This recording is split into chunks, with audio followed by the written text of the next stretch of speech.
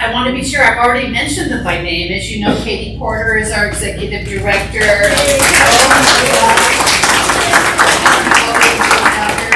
And Kimmy Palacios is our administrative and marketing assistant, but also our tech person and who does everything else in between, and we could not do it without her. So thank you. Today, we are proud to celebrate the launch of 2 Inlandia publications. The 2022 Writing from Inlandia Anthology, the one I mentioned that's not actually here, and the fall issue of our online journal, which is called Inlandia, A Literary Journey. We have these beautiful postcards made up to show off the artwork by Leilani, who is right there. But also they help you find it later. Sometimes when you go to the Inlandia website, you're tracking it down and you're not sure which one to click or which tab or how to get there. But this will get you there, inlandiajournal.net. It's right here at the bottom. And you can read pieces by people who will be presenting here today, but also those who were not able to make it today. By the way, speaking of that, we do have a launch tomorrow as well. It's a Zoom launch. Some people will be here today and tomorrow. Others will just be here tomorrow. We have people from all over the place, all over the world really, who can't make it in person but do want to celebrate too. So this is our big launch weekend. But before we get any further, I'd like to say a few words of gratitude.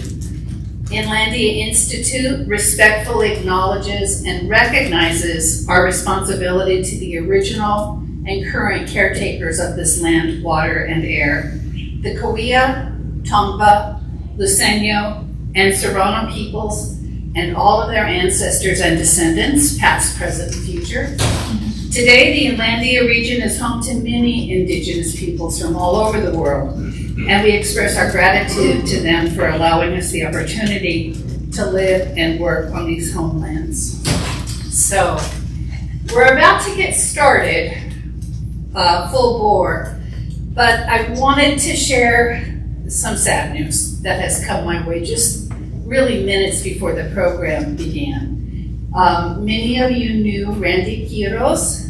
He was a writer who passed away last night. Oh, yeah. We're very heartbroken, but we could not let today pass without honoring him, recognizing his contributions to Inlandia over the years, and somehow, some way conveying to him that he will be missed and loved and appreciated with great joy and gratitude. So let's give a thought or two to Randy today and wish he could be here with us. So thank you so much.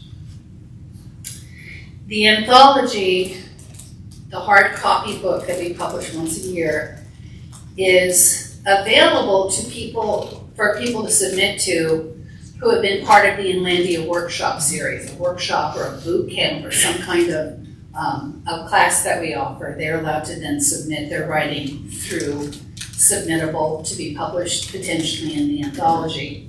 But we also have the online journal, which people can submit to too. So those are just 2 of the ways that we offer publishing opportunities to people who participate in Inlandia.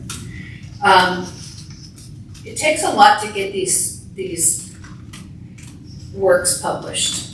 It really does. Submissions start for the anthology. They start in November. They run November, December, and they end in January. We'll get you a chair in just a minute. Thank you, some chairs in a minute.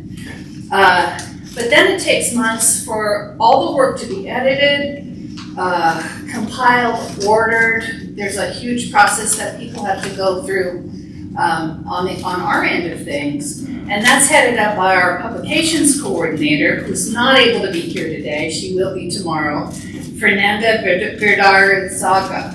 She says it like it rolls off her tongue, as it would. And I always stumble, and I'm embarrassed to say that I do. As well as a team of interns. Kate is here. She's one of them, Kate Johnson. Thank you, Kate. You know what the process was like. Are there any others who have assisted with that year-long project? So by the time it's now November 2023, we're publishing work that was done in 2022, and it can get a little confusing with all the different timelines going on. I'd also like to give a little thanks to our big thanks rather to Mark Gibbons, who is our designer, our book designer here for Inlandia. So although we have no control right now over where the books are in somebody's truck somewhere, we know that those books are on their way and will be here soon. And we also want to thank Erin Michaela Sweeney, who is our online journal coordinator, who does she is so good and does a tremendous job of getting that job done as well. So thanks to them. I've already mentioned our 5-minute rule. I've mentioned a couple of books that are coming out that I want you to know about, and we're going to go ahead and get started with our first reader, who is, pardon me. Did you already say something about Randy? I did. Would you like to add a few words, or? No, I just wanted to make sure that we took a moment to recognize. And we will be thinking of him throughout, so thank you, Katie. Jeannie, Yes. I was able to silence it.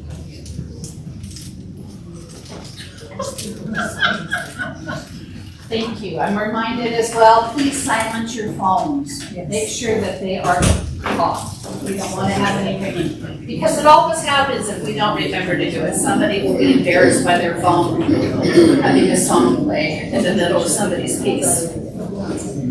So Janet Rendall is a contributor to the anthology.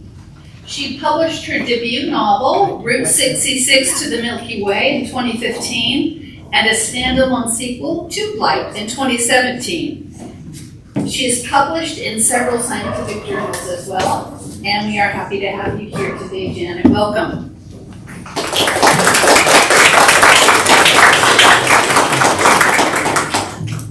Thank you so much. Mike?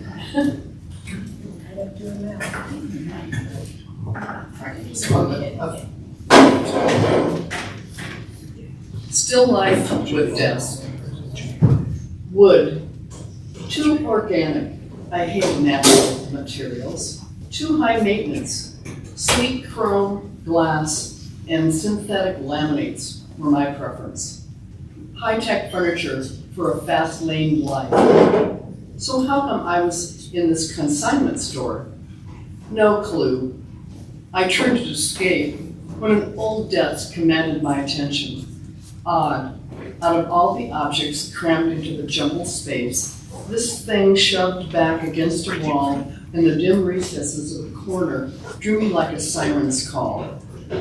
Gray with dust and badly scarred, this would be a major time commitment. I glanced at my watch. Didn't I have somewhere to go? Are you interested in the desk, ma'am? A man's voice asked, the store's owner back again to pest me. Of course, I was his sole customer. Not really. The desk wouldn't fit with my other furnishings. I took a last look at the sagging frame clustering its 5 drooping drawers. One of the knobs was gone, maybe pulled off by impatient or inquisitive fingers. Small explosions of life on or around this inanimate object left their marks. Countless dings on the cellulose continents were scabs that would never heal without the poultice of wood putty and sandpaper. Even then, only the skill of an artisan woodworker could pull off that cosmetic surgery. This desk was fashioned as a wedding gift by the husband, he said in the precise voice of a docent. The desk has been in the same family for 2 generations. Notice these thumbtack holes along the front. He pointed to spots I could barely discern without my reading glasses. They're from hanging Christmas stockings. You see, they had no fireplace, so the children created one by filling the neat well space with crepe paper flames. I'm sure this piece has many tales to tell. Great, that's all I needed. A talking desk with traumatic stress disorder. You seem to know a lot about it. If you decide to purchase, I'll get more information from their daughter. Some wonderful stories here. Weird, did this guy know about my dry spell? My despair at facing perpetual blankness on the pages? I shrugged and resumed my inspection. On the desk left front corner, DK plus SH carved into the wood like a brand. Small teeth marks visible on the lowest drawer pull, and there were long scratches down one side panel. A cat, no doubt. Didn't take a detective to deduce where the phone resided. Doodles vined across the right rear corner and crept to the front, becoming more sophisticated as their journey progressed. A tiny peace symbol dangled from the doodle's terminus, almost down to the level of the pencil drawer. Far back on the top, a great dark ink blotch added to the air of mystery. My fingers trailed over the raised grain protruded from the blue-black splotch, hoping their sensitivity could ferry out the secrets. Maybe secrets so dark they would extinguish the light. Only the writer in me embellished again. I ran a thumb over the ink spot. The whorls and knots beneath spoke of life-giving roots and branches that begged for a voice. I'll take it. Thank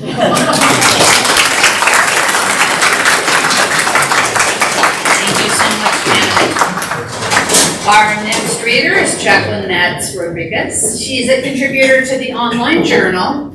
Dr. Jacqueline Nats Rodriguez is a teacher, writer, and dog mom. She has worked in the education system for over 20 years and is now at a continuation school teaching English, creative writing, and yoga.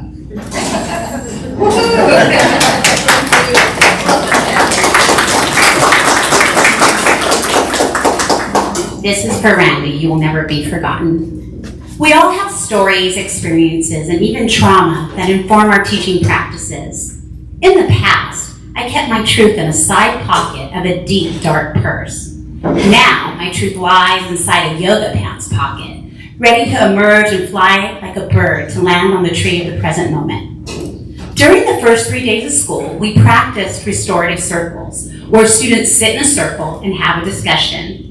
This proactive approach is essential to building trust and relationships so that when incidents happen, students and teachers have a tool to turn to in times of conflict.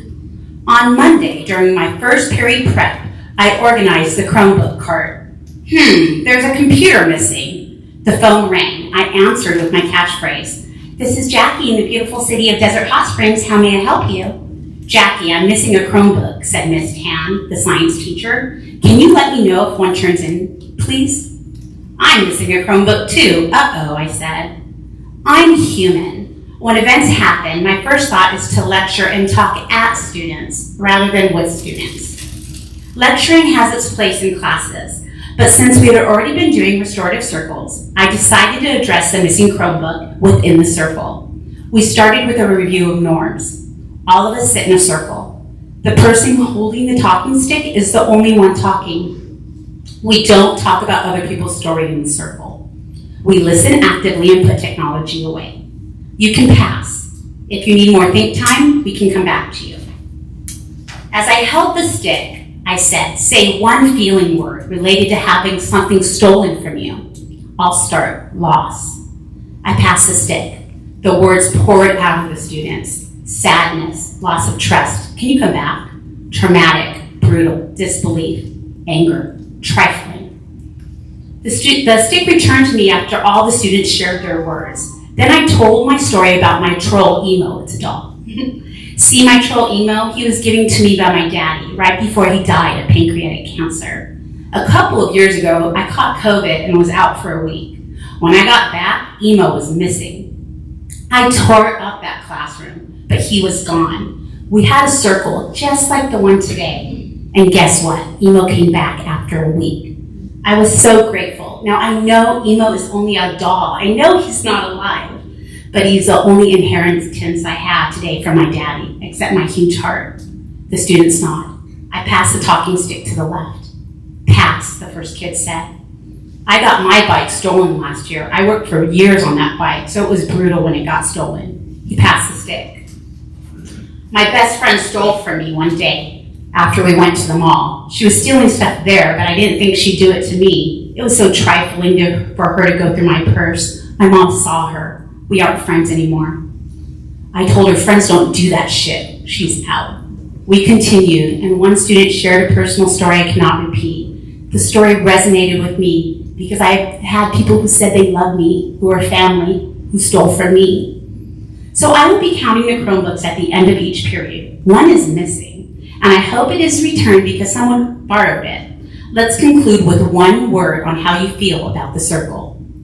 Emotional, uncomfortable, communication, love them, okay, sad, cool, sad. A student came up to me at the end of the class period and handed me a Chromebook. This was in your back room. I walked to the cart and checked the missing number. It was not one of mine. I called Miss Tam. Are you missing Chromebook number 7? Yes!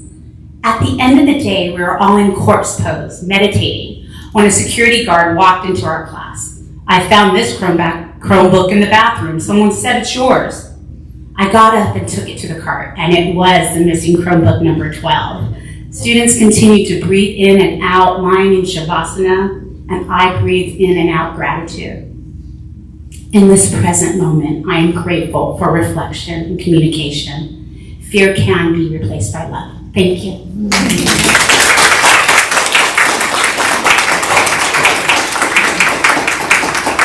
So wonderful. Thank you, Jackie. I remember this story, our next reader is Roger Tessier, also an online journal contributor. He's the author of 6 motion picture screenplays that have won numerous awards in script writing competitions, and 2 of which have been optioned by motion picture producers. His first novel is The Van Gogh Incident. Welcome, Roger.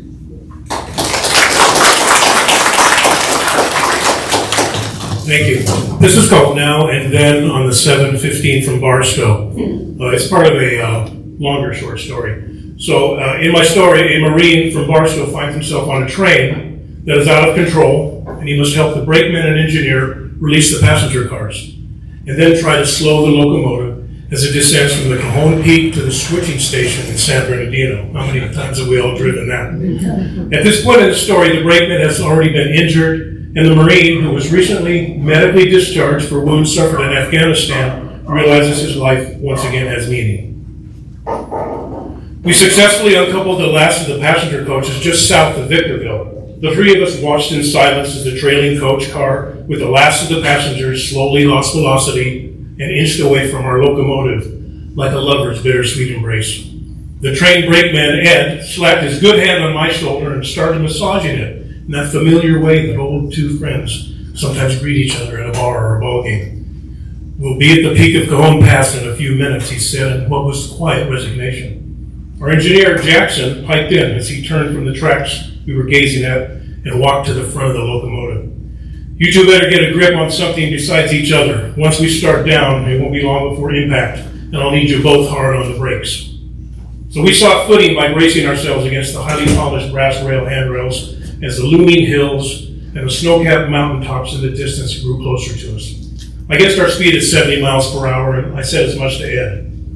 We'll hit 130 or 140 by the time we make Devore, he offered. We will need to be on the brakes for the next 15 miles as we barrel towards that switching station in Purdue. Jackson turned to us. His screaming wind forcefully whipped the cap off his head. And, hold on, we just hit peak elevation. Now we start to slide, he growled. Ed gave me a grave stare. He was a big man, bearded, black, built broad like a bear, and dressed in traditional striped overalls. He gave the impression that he could stop the locomotive with just his sheer will. But his left arm now dangled uselessly by his side following an incident earlier, and it begged to differ. He snorted. Let's hope those boys at the station do what they said they'd do, Sarge. The slide, as Jackson called it, was going to be a drop of a little over 2,700 feet in elevation over a short span of 18 miles. I calculated it would take about 15 minutes to reach the switching yard, and that was a hopeful 15 minutes given the possible speed we would reach. Jackson would be on the main brake and Ed and I on the override. We took our positions waiting for Jackson to give us the go, and Ed gave me a shamed face. I'm sorry, Sarge, he whispered. Hey, 3 hands give us 30% more stopping power, right? I countered. Well, I always hated math, but that do sound good. I watched intently as Jackson concentrated on the speedometer needle at the control board as it climbed to 90, 98, 107, then stopped. He glanced over to the 2 of us. If it holds here, we'll have a good shot once we hit flatland, he yelled. Start pulling back slowly now. I'll watch it and let you know if we need more. We had both hands on the brake, 2 of mine and 1 of Ed's. It looked like my math was right on. Jackson told us earlier that if we could hold it under 110, we'd be in good shape when the track leveled out. I concentrated on holding pressure on the brake handle as best as I could and glanced at the passing forest scenery, wondering if this was the last time I would be blessed to take in its natural beauty. High overhead, I caught a red-tailed hawk circling us, curious at this rumbling monstrosity below its flight pattern. Now it was all rattles and shears and cutting a deep groove in its pristine land. My reverie was broken as the brake handle started to shake side by side uncontrollably. The look in Ed's eye told me all I needed to know. The brake handle he and I shared would not stop its violent shaking. I heard Jackson let out a loud, "Damn!" I looked over at the speedometer. It was now 114 and climbing. Sweat was raining down on our brows as the stress on the engine and the effort we were putting forth created even more intense heat. There would be little relief for us or the monster machinery now gone rogue. The braking was keeping us from flat out speeding at its limit, but I could feel it slipping with a thunk every once in a while. The good we briefly did was being negated by the weight and power forging us downhill. The brake handle Ed and I commanded slipped back and gave way in a loud crack, and we were both sent flailing backwards against the rear of the enclosed locomotive. Ed and I got up from the rumbling floor. The brakes were now useless. Ed's arm hung by his side limply. Jackson stared at his growth and then at the broken brake handle. It sheared right through them linings. The wheels will be on fire soon. He looked at the speedometer, 138. We got about a 12-minute window before the buffer. By now the bolts are loosened and the blimp wall is inflated, and that's the best they can do. If any of you two are praying, man, give it a go. Ed turned away and opened up a metal cabinet next to the rear monitors and pulled out a bottle of bourbon. He wrenched the cork top off with his teeth and gave it a long swig. Wiping his lips with the sleeve of his shirt, he tossed the bottle to me, and I did the same. It burned on the way down, but it was a good burn. Jackson leaned against the side of the car, lit a cigar, and blew out a plume of blue smoke that dissipated immediately. Ed emptied the bottles. The wind howled through the locomotive, and Jackson answered its demon scream with the air horn. Sparks and flames flew up from the side of the rolling Leviathan as it shook the windows of the houses in San Bernardino we passed. In the distance, 2 civilian helicopters hovered over the switching station, and I could see the inflatable buffer, the device intended to cushion our arrival. Jumping off would mean instant death. Staying on simply delayed the inevitable. Red lights atop fire trucks and ambulances rotated in the afternoon light, their occupants ready to deal with whatever happened to us. Time slowed. I reckon we had saved over 90 souls in the past hour. And I smiled at that thought. Because for the first time in months, I felt alive.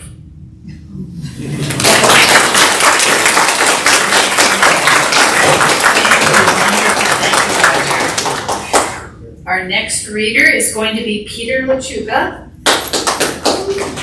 Peter is a contributor to the online journal. He's a writer, poet, and musician who writes about nature, beauty, and social injustice. He rhymes under the pseudonym Fortel as a member of the Pilgrims Art Collective. Welcome. Good to see you.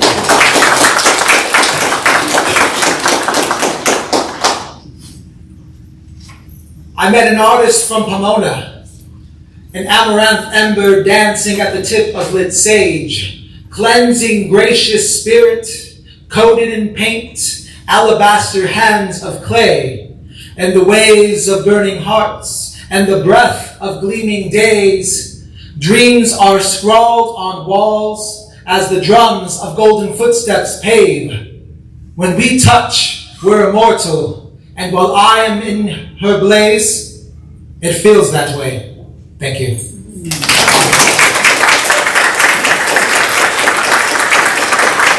Well, thank you so much, Peter. Our next reader is going to be S.C. Clausen, who has contributed to the online journal. I used your pen name. I hope that's okay. S.C. Clausen has lived in the southeast and midwest of the U.S., but for the last 2 decades, she's made her home in Riverside County, California. Now retired, she had a long career in academic communications. Welcome.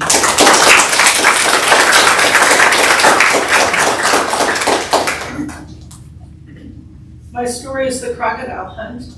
It takes place in 1944 in New Guinea at a place called Milne Bay. The narrator is a commander in the U.S. Navy, and he and a lieutenant named Yarborough are setting out on a recreational crocodile hunt. It has been organized by a sailor named Jack. Despite the war, despite the 1,000 worries of my job, despite the heat and the disease and the tropical rot, I loved Milne Bay. It may be the most beautiful place on earth, and I still see it in my dreams. The mountains on either side of the bay tower up thousands of feet, covered with thick, verdant jungle, except for a girdle of sandy coast around the edge of the water. That beach was where the Americans had their bases, the Army at the eastern end and the Navy farther west.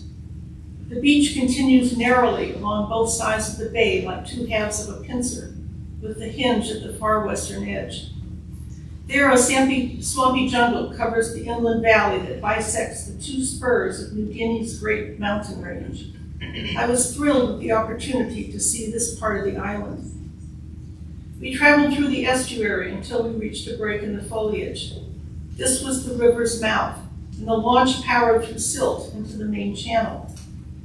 The river wound its way through vegetation so dense that I could see only a yard or two beyond the bank.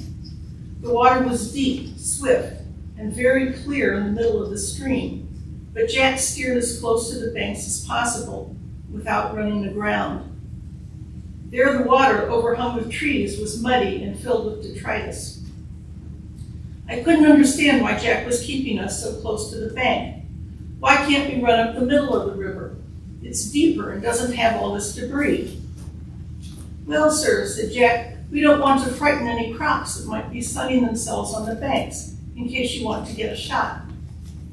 This didn't make any sense, and I looked at Yarborough in puzzlement, but he was nodding his agreement and did not meet my eyes. With alarm, I saw my situation from a new perspective, trapped in a small boat on a nameless river in the heart of the jungle. What had I gotten myself into? Staying out of the main channel meant we were hidden by the overhanging trees. Who were we hiding from? Not from the Japanese, they were long gone. If we were trying to hide from anybody, it had to be the Australians. They owned New Guinea, administered it and its native population with a firm hand, and despite the war, were not happy to have the Americans on Milne Bay. All contact with the natives was prohibited, and the Australians had moved entire villages inland when the Yanks had first arrived. I was told this was because we contaminated the economy. Before the war, a native would work on the coastal plantations for something like £5 a year, the price of a good knife or axe. Now, an American serviceman would exchange one of those tools for a bit of trivial exotic handicraft. In order to hold on to their native workers, the Australians needed to keep them as far away from the Yanks as possible. You did sometimes see indigenous men on the base in small work squads closely supervised by Australian personnel. What you never saw were native women. The Aussies had found out early that American military personnel were completely untrustworthy around women. Not that Yankees were any more lecherous than anybody else. There was a village up in the hills inhabited by what were called half-castes, children of planters and other whites who would take in native women as concubines. But despite all the efforts to keep them apart, I knew that some of my men would slip into the jungle for a little pom-pom, as it was called in pidgin English. I knew this because the VD rate soared after my battalion got to the island. It was impossible to eliminate all contact between Americans and natives. I decided that if there was some hidden agenda for our trip, it had to involve the natives. So after we rounded a bend, I was not surprised to see a small, dark figure, naked except for a loincloth, sitting on his haunches on a sandbar at the side of the river. Thank you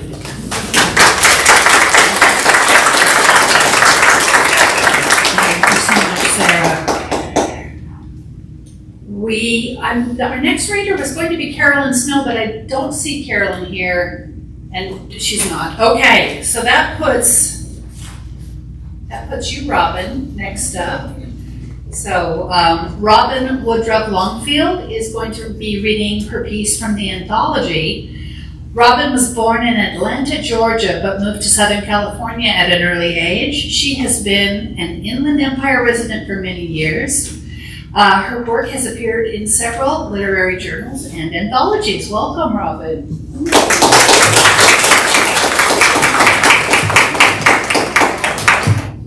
Thank you.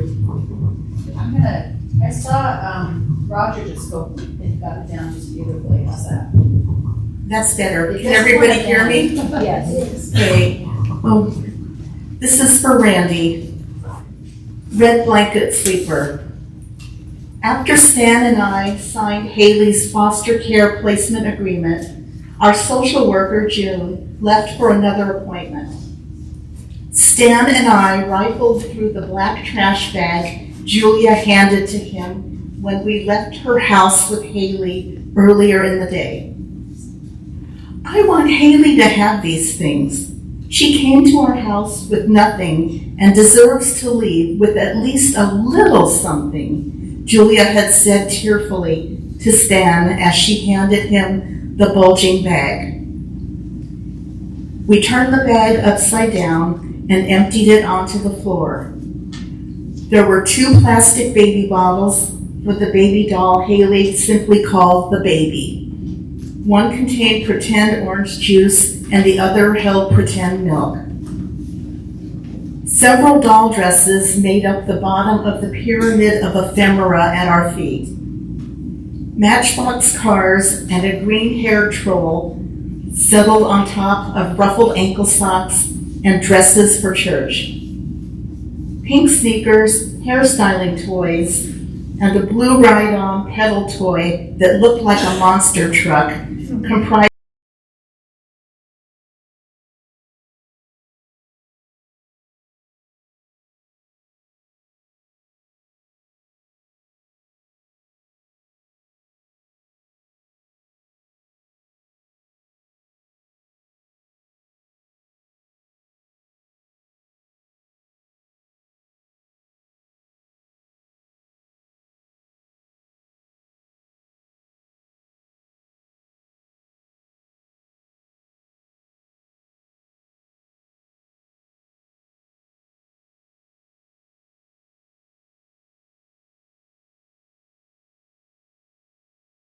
quite forgot about and delivered a day late. The baby her birth mother took home and also quite forgot about while chasing the next high and the one after that, a train wreck chasing the train. Its polyester fabric was so rough that it appeared to have been cleaned by boiling with lye soap. It didn't smell or feel like fabric softener had ever touched its fibers. No evidence of even the cheapest brand. I thought more and more about this little sleeper. Where did it come from? Did it once belong to the now school-age children Dwayne and Julia adopted as toddlers?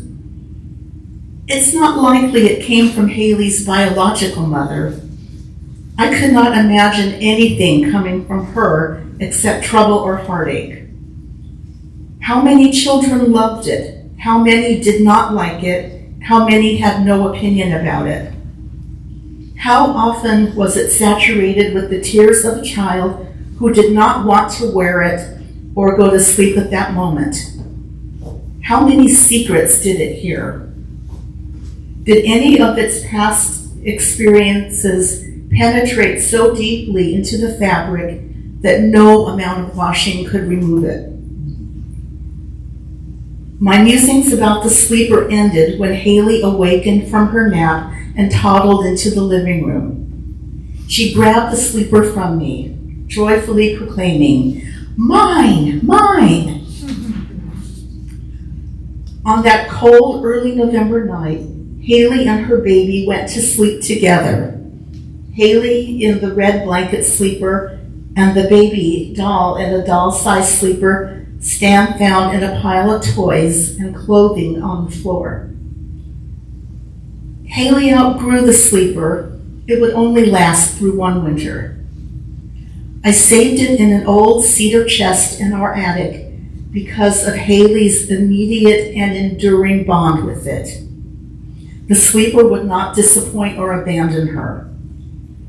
Now, Haley is forever gone from us. The red blanket sleeper outlived her, Julia, and all 4 grandparents.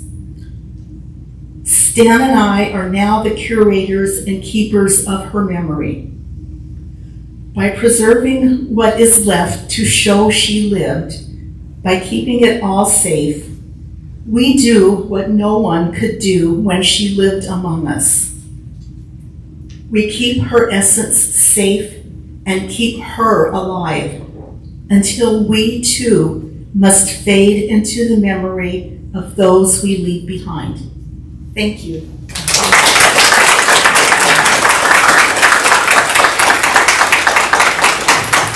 Thank you so much, Robin. Our next reader is going to be David Carlson. I don't quite have this in down yet. Yeah, I might need a little higher. Second, that's you, definitely do. All right. David is a professor of English at California State University, San Bernardino, where he taught for 23 years. Or has taught, I should say, for 23 years. His poems have appeared in the Pacific Review, Inlandia, A Literary Journey, and Poemelian. Right? All right, there we go. Thank you. Welcome, David. Thank you.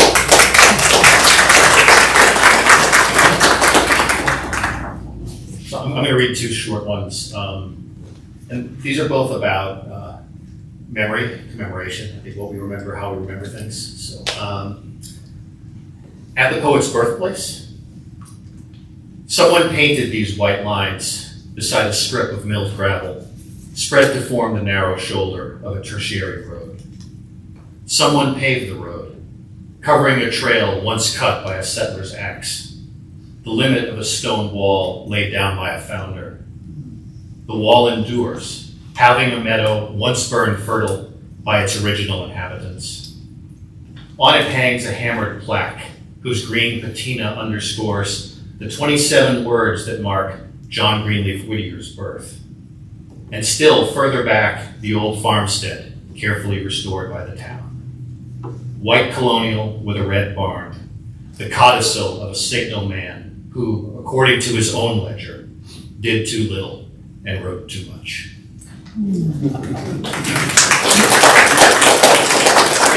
John Greenleaf Whittier, if you don't remember him, is one of the schoolhouse poets that every kid had to read in the 19th century, but no one remembers him. And then this one is on first hearing jazz at Rosecliff. Rosecliff is one of the Gilded Age mansions in Newport, one of the most ornate of those mansions. And there's a couple of words in here that no one will know if I don't tell you what they mean.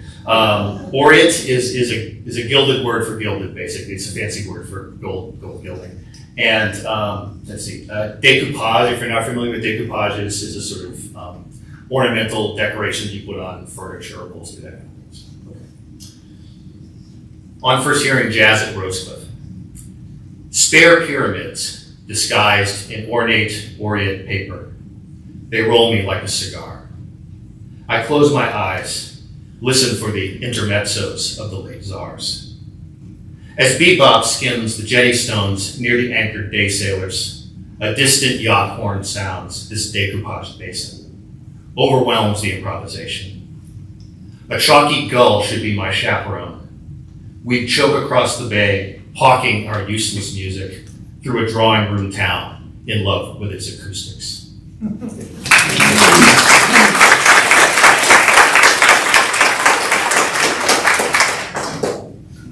Thank you so much, David. We have our next reader will be Kate Danielle. Slipped her into the lineup in a different spot, so let me find that bio. Kate Danielle is a poet from the Inland Empire. When not working, she spends time holding open mics, studying astrology, and hanging out with friends. Kate is currently attending UC Riverside for graduate school, and we are very happy to also know that she's one of our hardworking interns here at Inlandia. Welcome.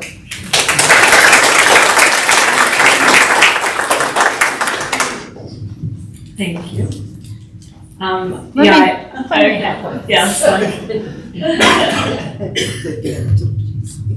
That's for better? That's Yeah. great, yeah. I helped edit the anthology, so it's cool to see your faces instead of your names. I have 4 short poems for you. Platitudes of an Orange. And orange does not know how I think of it, or that I picked this one as best, and cannot mind me at all when I puncture my thumb through its navel, callous skin against callous skin.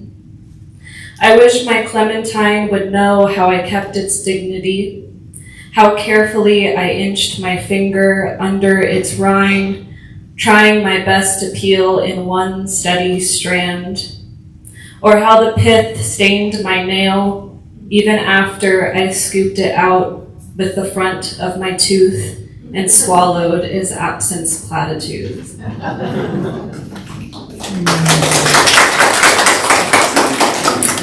Wildflower fire.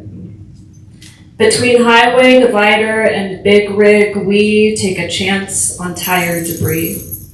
And I imagine this is how roadkill goes. A brief moment of acceptance before one side of the car rises and falls. We pull over the wildfire, now far from us, but still trapping smoke in the valley. Arms covered in soot, knuckles scraping against rubber, I unbolt what once protected us, now dragging us down. Gravel imprints my knees, I have never felt more like myself. A wildflower growing from a car tire, sweat unabsorbed, smoke soaking the sun in red.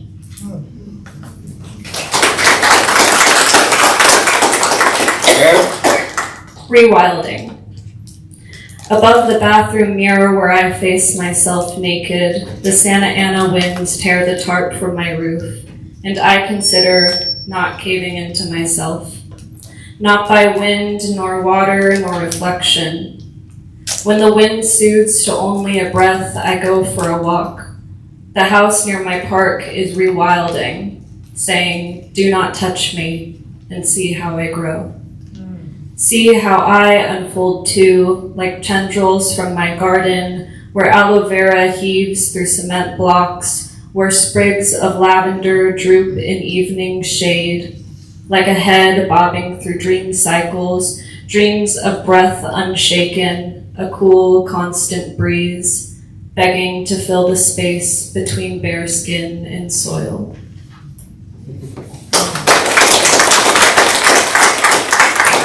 This is my last one. It's called Muse. Within a haze of empty pages, I suggest that we fuck all night. Try out this age-old idea that I have considered a myth, that I have not wanted to consider at all.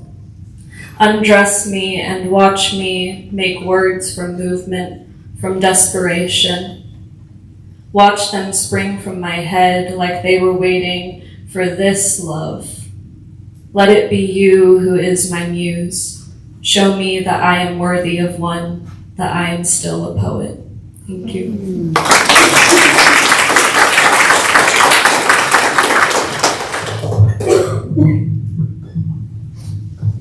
You know, we're gonna need this up a little for our next reader, who is Will Clark.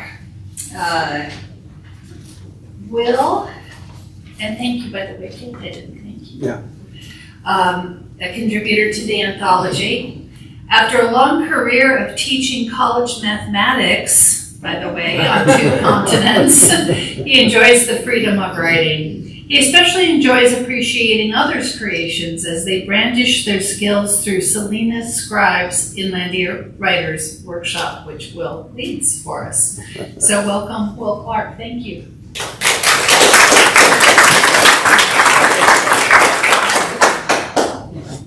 Thank you, Janine. Yeah, this is about right. I've entitled this Miss Winkler. And I'm old, I gotta wear glasses. I started school in Standard 1 in 1950 at the Helderberg Primary School in South Africa. In those semi-barbaric days, the common punishment for boys was a whipping. We called it cuts, administered by a teacher or a principal who wielded a wicked cane onto the boy's buttocks. It stung like a dozen wasp stings. and left angry black and blue welts across the width of the backside. When I was in Standard 5, 1954, I was placed in Miss Winkler's class. This news came with a certain amount of trepidation. She was known to have a nasty temper. I was a good student, and usually tied with Margie McClure for being the best student in the class. So I wasn't really worried. I worked hard and kept my homework up to date, so I didn't fear her ire much. One day, however, I did something. To this day, I have no clue what it was. Then Miss Winkler took umbrage at it. She descended on me, yelling at me. She grabbed the 1-foot wooden ruler lying on my desk. Then she started beating me across my back and my shoulders, and then across my head and face. One blow sent my glasses flying across the room. A gasp of horror went around the classroom. They too had no idea what I had done to elicit her rage. They were in mortal fear that they might be the next one to get it. I was totally humiliated and mortified. Dad, a veteran teacher, always wanted to support other teachers. He told me when I first started school in Standard 1 that if I ever got a spanking at school, I would get a second one from him when I came home. I entered home that day in fear of a further beating from him. I said nothing about the event. Dad was teaching at Helderberg High School and College, so he quickly got the news that I had been punished in school. When he came home that evening, he looked at me and asked, "Did you get a spanking from Miss Winkler today?" Yes, I stammered, both embarrassed and afraid. You remember the understanding that we had when you first started school? I nodded, still too embarrassed to say more. All right, come into the bathroom. He reached behind the bathroom door and took out his heavy double leather razor strap from a toque. Bend over. I did, and he walloped my backside several blows. I felt dreadfully alone. My school friends were too scared to say anything to me, lest they should get chastised also. And now, Dad had beaten me too. That was Monday or Tuesday. On Friday, Dad came home and straight to me. He sat down and asked, "Did Miss Winkler beat you across your face?" "Yes," I answered hesitantly. When I saw that he was no longer angry at me, the whole story tumbled out. "I wish you had said something," he said apologetically. "I never would have spanked you. I'm sorry." That was the end of that agreement. He never mentioned it to my younger brother. Later that year, my folks moved to a remote mission station in another country, and I went to boarding school for the rest of my junior and senior high school years. I had at least 2 teachers who were openly sadistic, and I got caned frequently. If that agreement had still been in effect, I would probably have never gone home. My life would have been wildly different today. After more than 60 years, I saw Margie a couple of years ago. She asked me if I remembered the event. She didn't remember what I'd done to make Miss Winkler so angry either.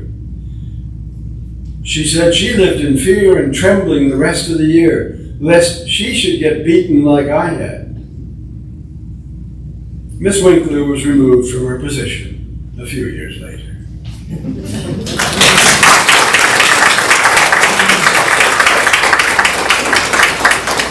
Thank you so much, Will.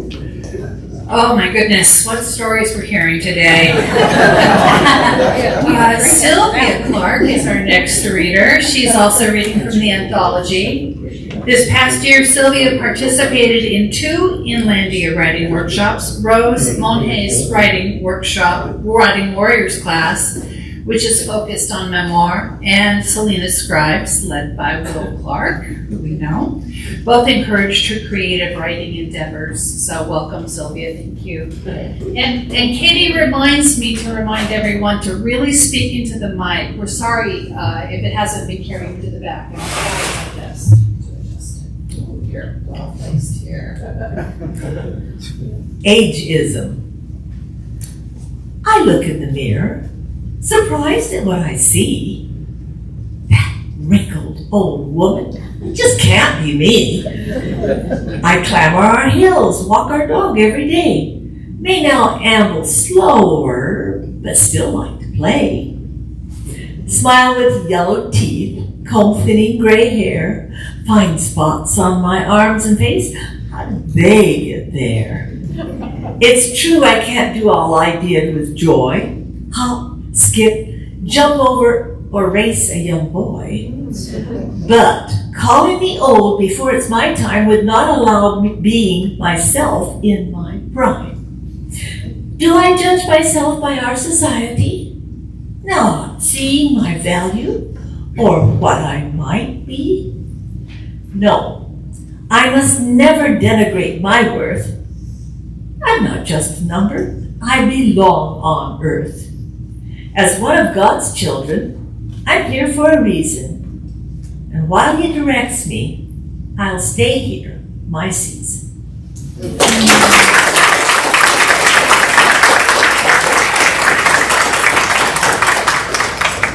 Thank you so much, Sylvia. Our next reader is Grace Crandall, a contributor from the online journal. Grace lives in Riverside and is a senior at California Baptist University. She chose to follow her passion for storytelling by majoring in English and minoring in film. When she isn't writing, she is reading The Lord of the Rings and spending time outdoors. Welcome, Grace.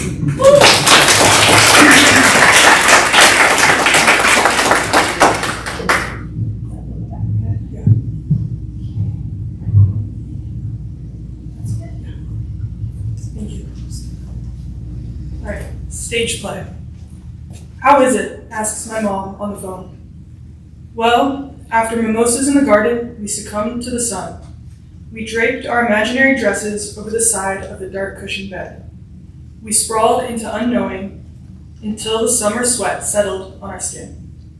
We woke to humming, strange but safe, and I felt my existence growing larger. She says, "What next?" And slightly to my right, the same train since forever rumbles. I think it knows me, I don't remember. The beach still clings to my feet. Dark cargo cars out of reach. There is some sort of moving forward, side by side, passing Tyler Street.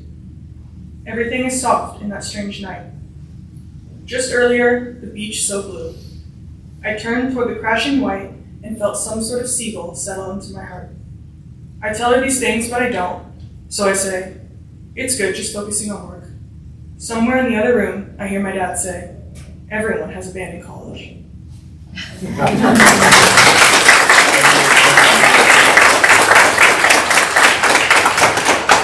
Thank you so much, Grace.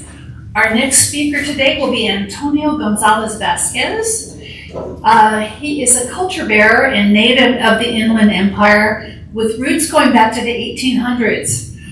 He's produced the cultural documentary Living on the Dime and published a book called Mexican Americans in Redlands. So we are very happy to have you here today. Welcome.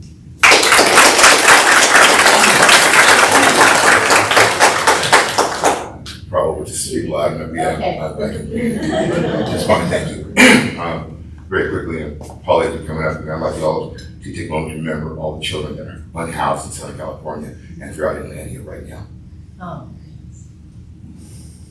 Executive Order 9066 was signed in February 1942, just months after the attack on Pearl Harbor.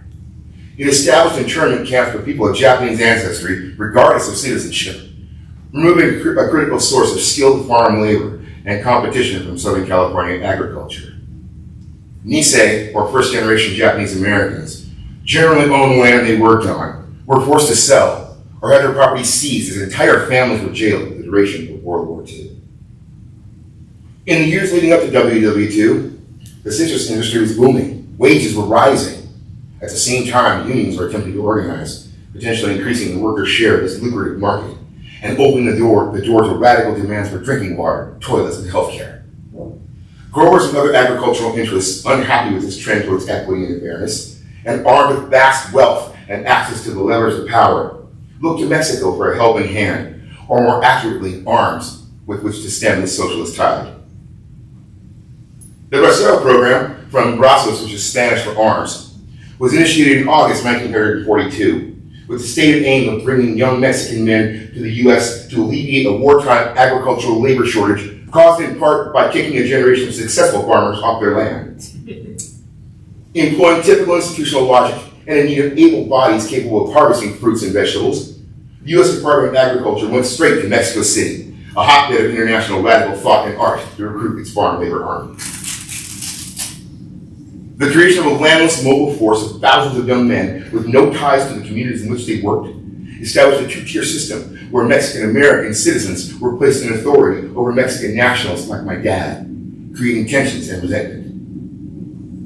Redlands native Carl Sepulveda, he ran picking crews in the early 40s. He told me once that the labor shortage was a fiction created by the growers and packing companies to suppress union activity and depress wages. Many local boys did indeed go off to war. But in the citrus industry at that time, pickers tended to be older family men with long-standing ties to the community, men whose sons went to war and off to die while they stayed home to work.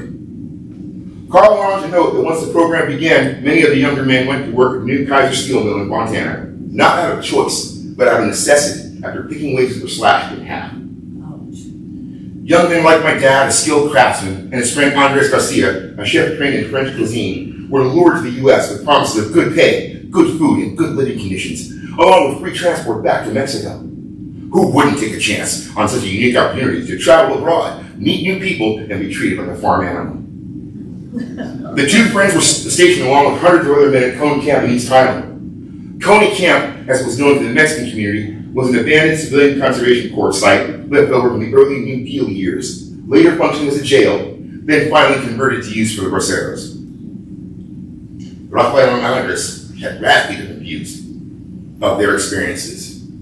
My dad remembered the excitement of being 19, traveling all over the U.S. and seeing places and things a young man from Mexico City could hardly imagine. Andres spoke of long hours, deplorable living conditions, theft of wages, and food that to a trained chef wasn't fit for pigs. One day, a truck pulled up to Cone Camp, and a group of men, including Rafael, were told to gather their things and climb on board. The truck traveled miles of dusty back roads that led to San Bernardino.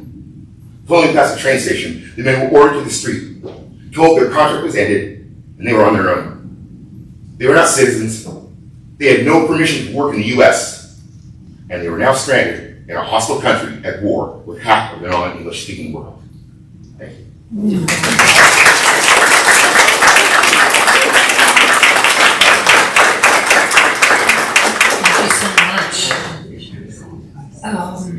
Our next reader is Connor O'Mara.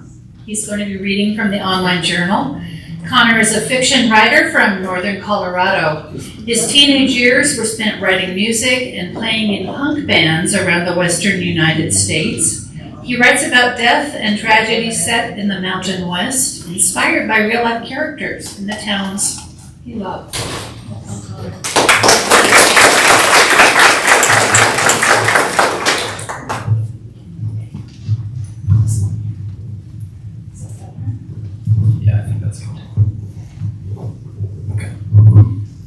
Hello, this is a short story I wrote called Ladyfinger. I'll read you the first little part.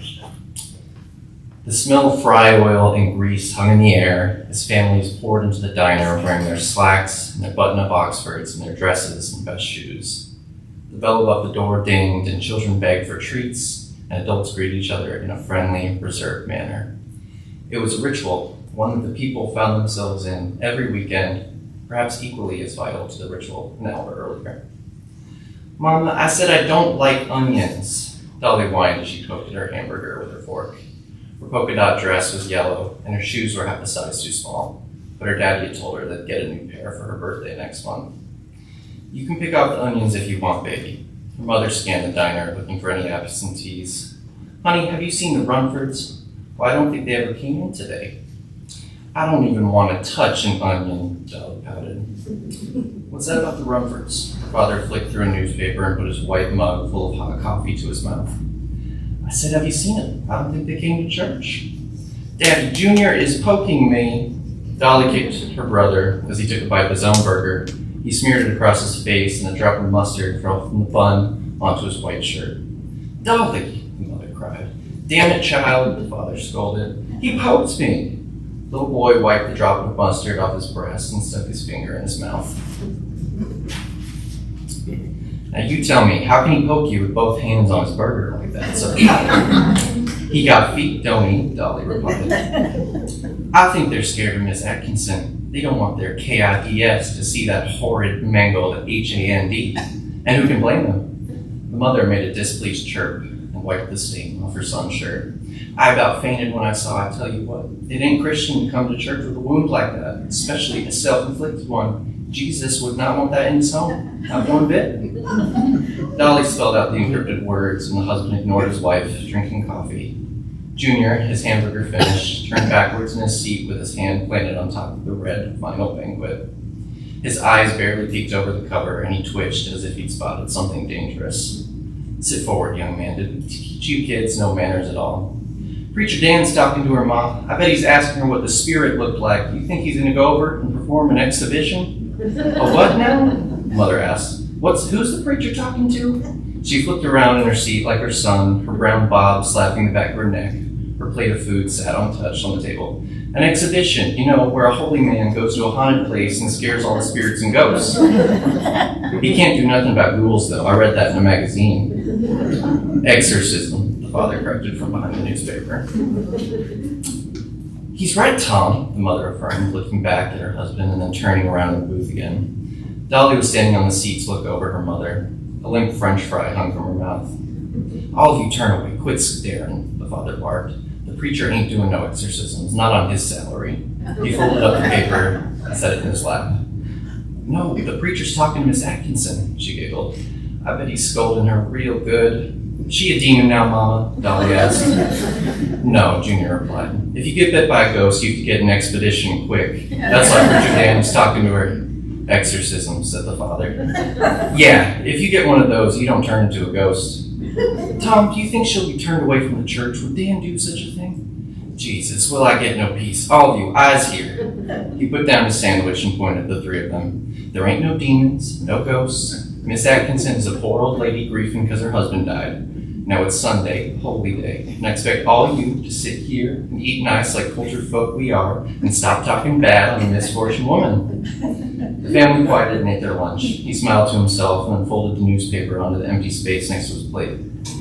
After a few mouthfuls, he got curious and glanced over his wife's shoulder to see if what she'd said was true. It was. The preacher had taken a seat with Miss Atkinson. Interesting, he mumbled to himself. What was that, honey? The wife asked. Oh, nothing, just something in the paper. He ate a fry and flipped the paper around. Mm-hmm, she glared at him. What? Oh, nothing. What are you eyeballing me for, then? I ain't eyeballing you none. I can't ever get no peace. That's all right today. Thank you.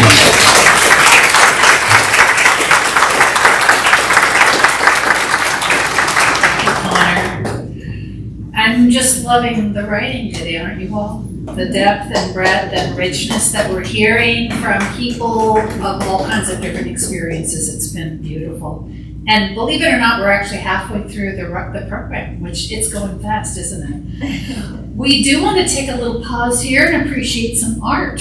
And Leilani, it's your turn to come up and tell us a little bit. I'm going to introduce Leilani Guerrero. She contributed the cover art to the online journal.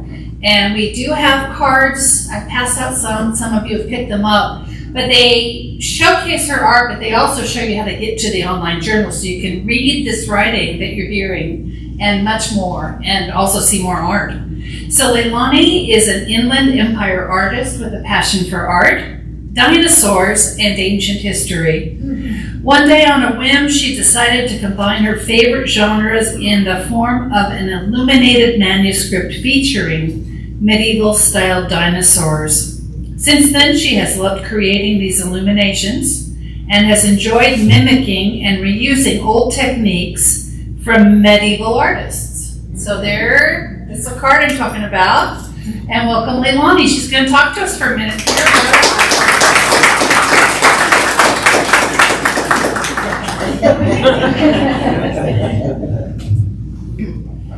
Thank you very much. I think it was fine. Yeah. So firstly, I'd like to say I'd like to thank Inlandia for enjoying my artwork enough to accept all of my submissions, even more so to use my pieces for the cover. It's an honor. And secondly, I want to say what an amazing opportunity it is to be among so many talented and wonderful artists. As for the craft behind my illuminations, it all began one day when I decided to combine medieval artwork and dinosaurs. I've always been a lover of history as well as dinosaurs, so I thought, why not combine the two?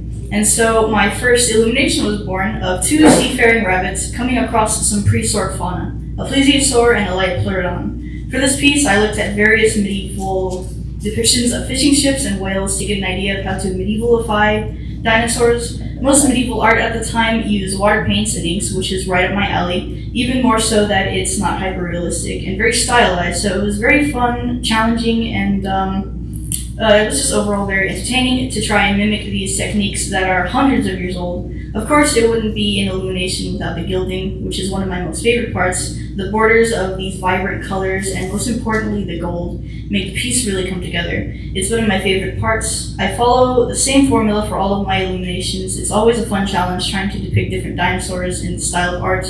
I use various depictions of animals for medieval bestiaries, for reference, depictions of birds and dragons for pterosaurs, whales and plesiosaurs, whales for plesiosaurs and other sea life, and crocodiles and dragons for most predatory dinosaurs. Most importantly, rabbits. Rabbits are very prominent in my pieces because they were everywhere in medieval art. They were there because they represented the purity and chastity of Christ. They were usually seen armed with weapons or skinning heretics alive, like one would do. I like to add them in for a bit of fun, and because I find them a whole lot easier to draw than humans. Thank you very much.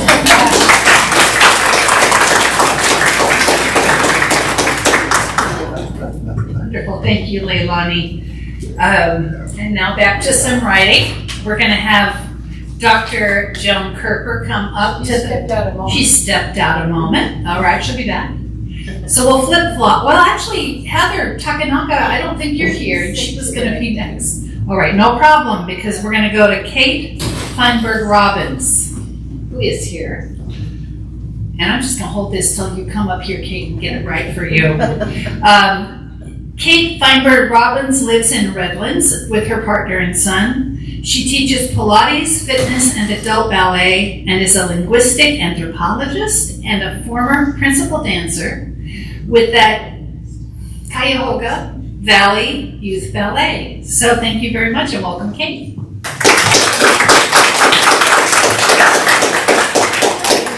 think so. Okay. Laughing boy. My toddler is trying to make me feel better, and I love him so much for it. He turns on the fan and sees me smile and says, "Are you funny?" and laughs and does it again.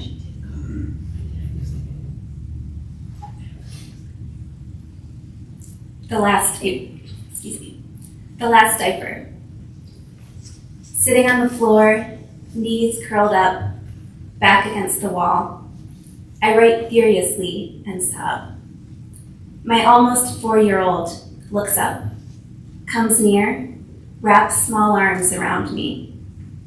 Melting into each other, chests rising and falling, tears dampening a head of dark curls. I gently pull back and look into his eyes.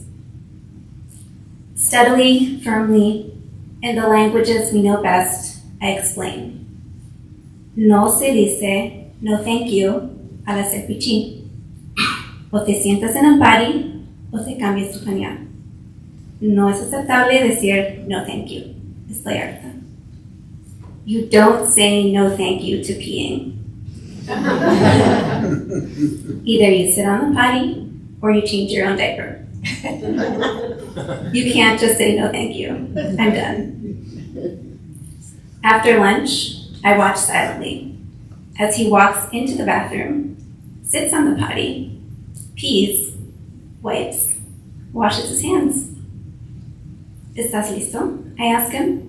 Are you ready? He looks me in the eye and says, sí.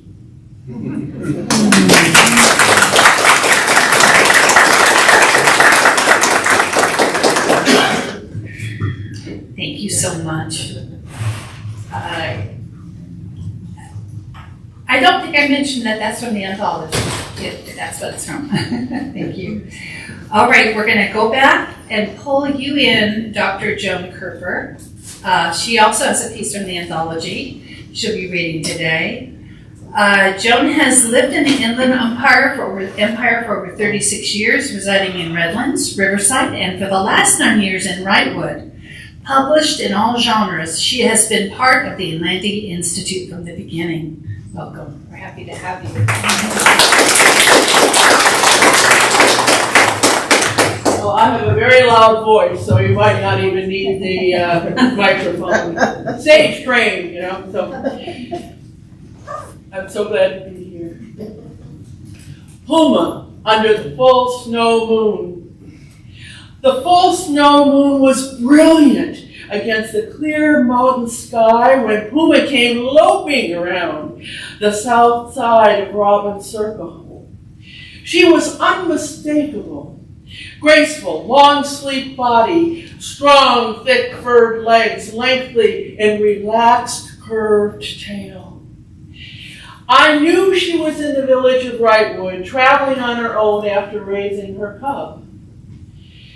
She had killed a 100-pound sheep 2 miles away within the last 10 days, but sightings of her placed her trekking up and down canyons east and west of the cabin I live in, or higher up on the San Gabriel mountain slopes. Mindful of any number of animals I might encounter in this terrain at 6,300 feet elevation, I wore my headlamp to augment the moonlight-lit night landscape. My highly trained miniature poodle, Gilligan, was snug on his leash in my left hand while a pointed ski pole was firm in my right. My safety guard for necessary outings on one-way roads through towering Jeffrey Pines, sans streetlights. The front yard where I live is not fenced in. Less than 30 feet away, Puma followed the road's curve on Robin just before it crosses Spruce.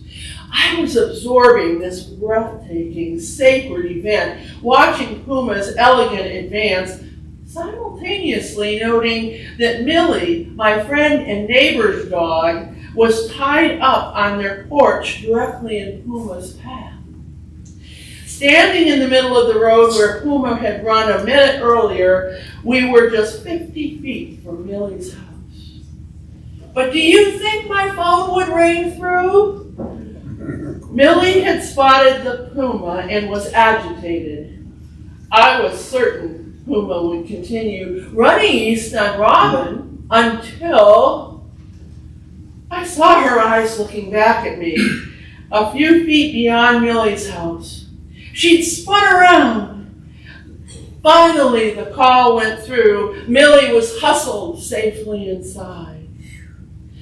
While not turning our backs on Puma, Gilligan and I reversed our course and casually headed toward our cabin.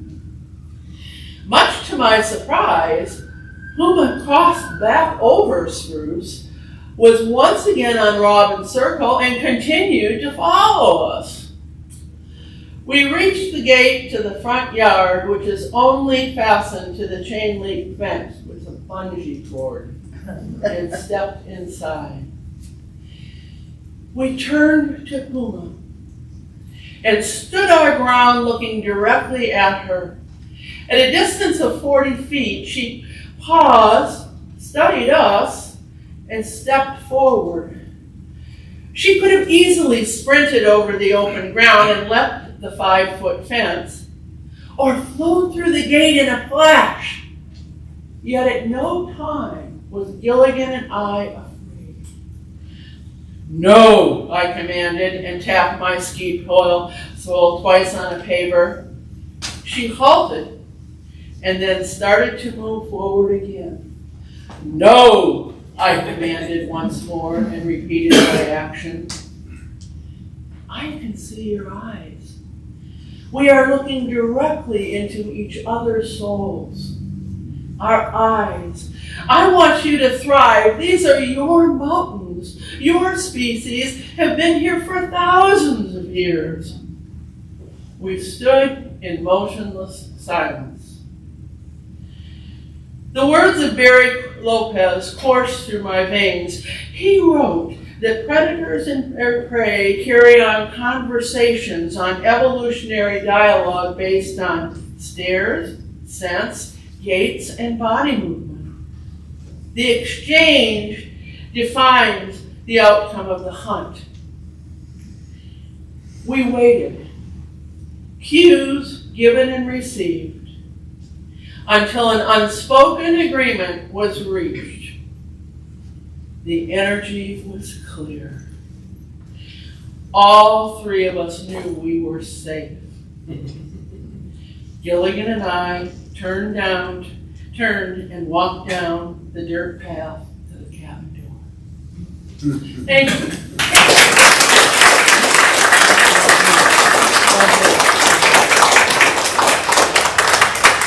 Thank you so much, Joan. Our next reader today is going to be Janet Lako Alexander. I'm not surprised you will. It's probably didn't think you were going to be next, but that's how it's worked out. Thank you, Janet, for being flexible. Janet is a poet, writer, and bilingual educator, born in Blythe and raised in Rubidoux. Her works have appeared in Writing from Inlandia and other publications. She teaches, also teaches poetry, writing, and performance for the Ontario Montclair School District. Thank you. Welcome.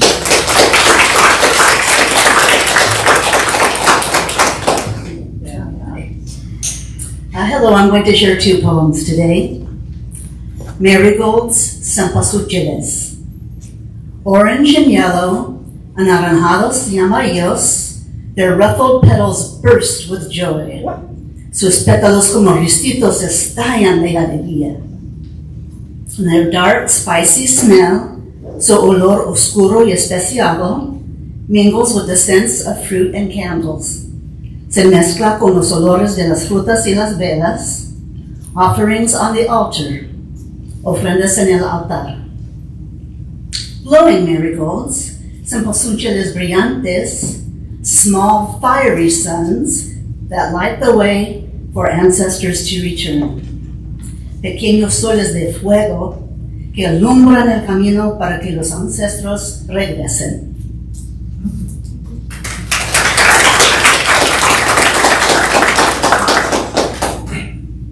Blues for Stevie Ray, after Langston Hughes. Won't you ease my heart with some slow Texas blues? Won't you ease my heart with the soul of those blues? No one plays them better than Stevie Ray used to do. He leaned over his guitar, riverboat hat, flash of rings. He leaned over his guitar, his large hands bent the strings. He moaned a low moan, guitar thrummed dragonfly's wings. Brown-eyed voodoo child made cool lightning fly. That brown-eyed voodoo child with his sweet soul's cry, from a heart big and lonesome as a blue Texas sky. He laid down that guitar and said, I'll see you soon. He laid down his guitar and reached up for the moon, shined it like a silver concho till the whole night rang in tune.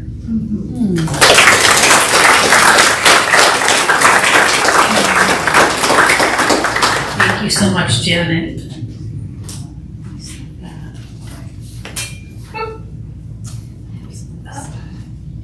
Our next reader today is Alvin J. Chamberlain, also from the anthology, as was Janet's. Albin is a native of the Inland Empire. He has served as, now get this list, a supply officer in the U.S. Navy Reserve, a federal bank auditor, a teacher, and a retirement counselor with a major insurance company. So, where are you, Albin? There you go.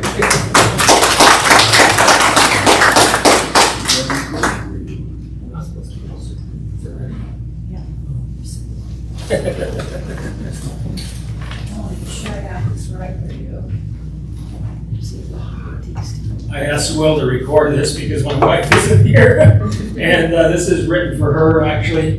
This is from these two poems are from Romaine Washington's workshop on praise poems. And the first one, she challenges to write a poem about someone expressing love without words. And this is called Love Expressed by Busy Hands. My wife has a way of expressing love, using her hands and her heart. She perfected it even during the time when the pandemic kept friends apart.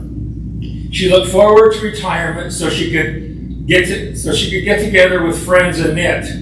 Alas, those plans seemed to be dashed when the vile COVID pandemic hit. When it seemed that driving to a busy shop or cafe to knit kibbutz seemed doomed, technology came to the rescue, allowing old friends to get together via Zoom. I used to laugh as she knit and talked to a laptop computer propped up on books. It became a weekly gathering of fellow knitters with digital faces of her friends everywhere she looked. The technology brought kindred spirits together, yet love is what they gathered to share. They would talk about projects and patterns, family members and troubles they had to bear. It wasn't the same as gathering together in person to spend a morning knitting and talking story. Still, it was a break from looking at the walls closing in and a life in quarantine that was boring. Through knitting, she made friends with ladies from all around this vast land. Many are snowbirds who come to the Inland Empire when the cold gets out of hand. They surprise each other on birthdays with gifts, FaceTime calls, and communal meals. They know they're not getting younger. As passing time, their days and energy steals.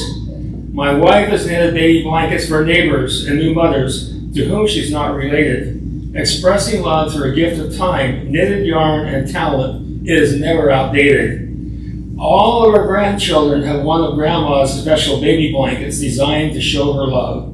I hope they'll keep and treasure it when she's passed on to a life in paradise up above. She knits a special sweater for each child with buttons, pockets, and collars. Such gifts are not replaceable, though one spends a big pile of hard-earned dollars. For her, knitting is a way to show love without having to assemble the proper words. I can only hope that the recipients get the message that is demonstrated, not heard. My wife understands that knitting has a way of chasing the blues away. When loving hands are busy, troubles and worries just aren't able to stay.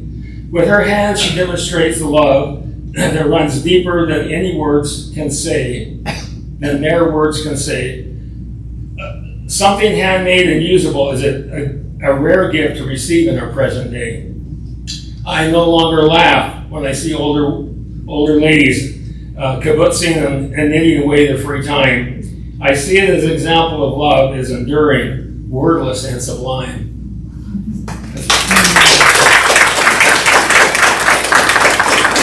This second poem is shorter. It's called Cloud Alchemy. My wife is known as a sunset queen since she posts sunset pictures on her Facebook page. She's always looking for just the right combination of lowering sun and blocking cloud, covering sun like a shroud. A sunset without clouds can be bold and dramatic, yet it seldom has the subtle tones of water vapor. The declining sun hurls its last golden spheres in the luminous clouds, lighting their underbellies with living color.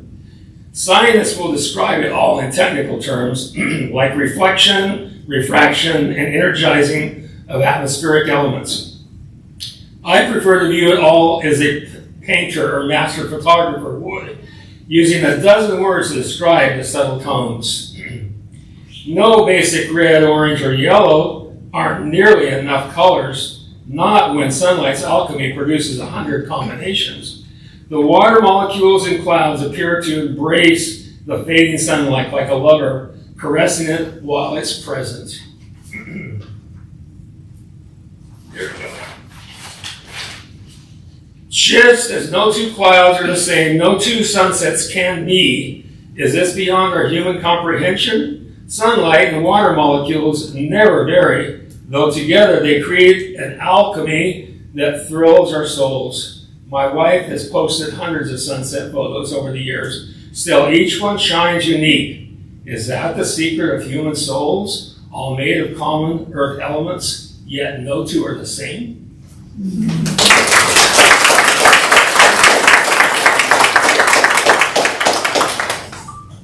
Thank you so much, Alvin. Our next reader is Frances J. Vasquez, who is reading from the anthology as well.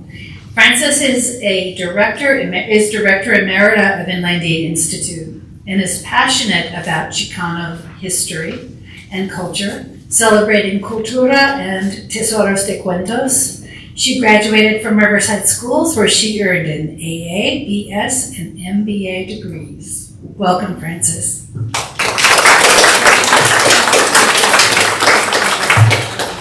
Thank you. Hello, everybody. I'm going to read to you a portion of Riverside Murals Visual Storytelling. A renaissance of muralism has emerged in Riverside. Like geographic collages, murals are popping up everywhere. Alleys, brick walls, behind tall buildings, storefronts, and school buildings. The walls and alleyways of Riverside are adorned with inspirational visual stories, tales, legends, and community narratives. Portrayed in vibrant images, mural artists are articulating their voices in art spaces all over town. Murals impart provocative, illustrative storytelling. Like urban canvases, murals convey their community's history, values, social justice concerns, dreams and aspirations of the people. Visual stories have the power to evoke wide-ranging emotions and bring joy and hope and excitement. Many Latino and Black stories chronicle narratives about anger, trauma, racism, and first-hand immigration narratives. Murals are relatable. There is a visceral connection between visual and literary arts. I pondered, why not merge the inspirations of local murals into literary canvases to put in writing what the muse evokes? An inspiration emerged for the spring session of Tesoros de Cuentos, our creative writing group. Applying our art museum docent expertise and incorporating ekphrastic writing techniques, photographer Kimberly Olvera Dupree and I embarked on a mural hopping adventure. Tesoros was inspired by a unity event in Riverside in 2016 by then State Poet Laureate Juan Felipe Herrera. I formed a bilingual bicultural writing group, Tesoros de Cuentos, with support by the Inlandia Institute. We meet at the Staff Sergeant Salvador J. Lara Casablanca Library in the heart of Riverside. We aspire to give literary voice to the Chicano community via written stories. We convene workshops to compose and finesse participants' work, culminating in the publication of their best writing in the annual Writing from Inlandia anthology. Informed by the intersection of the rich oral tradition of storytelling and Mexican dichos, I created the Tesoros de Cuentos motto. Las palabras vuelan, los escritos quedan. Spanish for words fly, writings prevail. We pivoted from initial inward introspection to the memoir to writing memorials about special loved ones. In 2022, Tesoros took an outward and other-directed perspective into the arts community to motivate us to derive writing inspirations from the bountiful murals in Riverside. Kim and I developed and implemented workshops that took us on field trips out into the community to view a selection of new murals. Our theme, storytelling via the arts, Riverside Murals. It became our mantra for several months. Like plein air artists, our group ventured into the environment to view, discuss, and write about the stories and motifs depicted in the murals. Powerful images emerged in reflections of social justice, equity, repression, injustice, and also of love, resilience, triumph, and hope. The images delighted the senses to inspire, elucidate, incite, and inform. They also conveyed tales of unity, ancestry, cultural pride, and identity. Ah, yes, and love. Writer and artist Ed Fuentes wrote, "Murals have long been a mechanism for telling the story of place, relating political stances and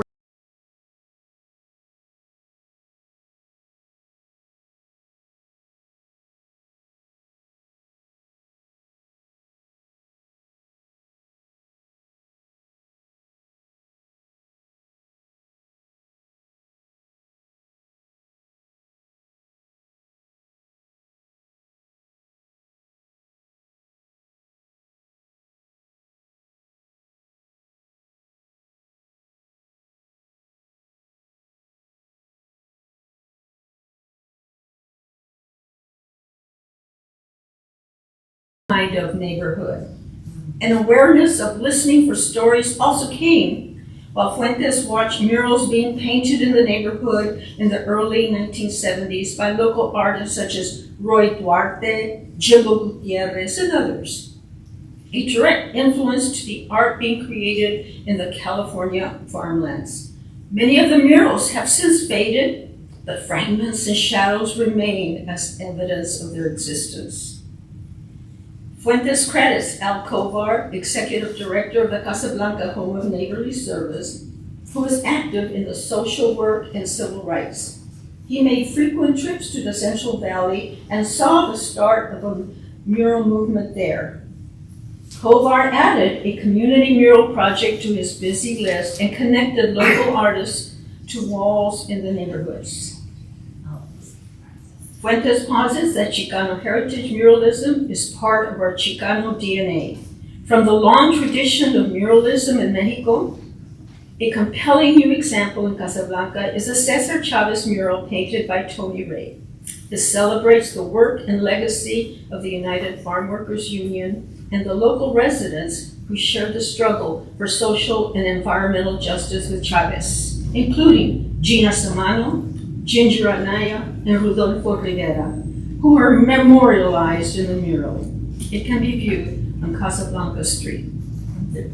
Thank you very much. Thank you, Frances, and I have to say, I got to be a little tiny part of that experience, and it was wonderful. Go see the murals, for sure. Our next speaker is Charlotte Stowers-Vai, who is also part of Tesoros de Cuentos. Charlotte contributed to the anthology and is a lifelong resident of the Casablanca barrio for 71 years. She is totally bilingual and reads and writes Spanish. She is a brown beret, an activist for La Causa, even though Causa. Even though she is racially mixed, she is a supporter of Inlandia. Thank you. Come on up, Charlotte.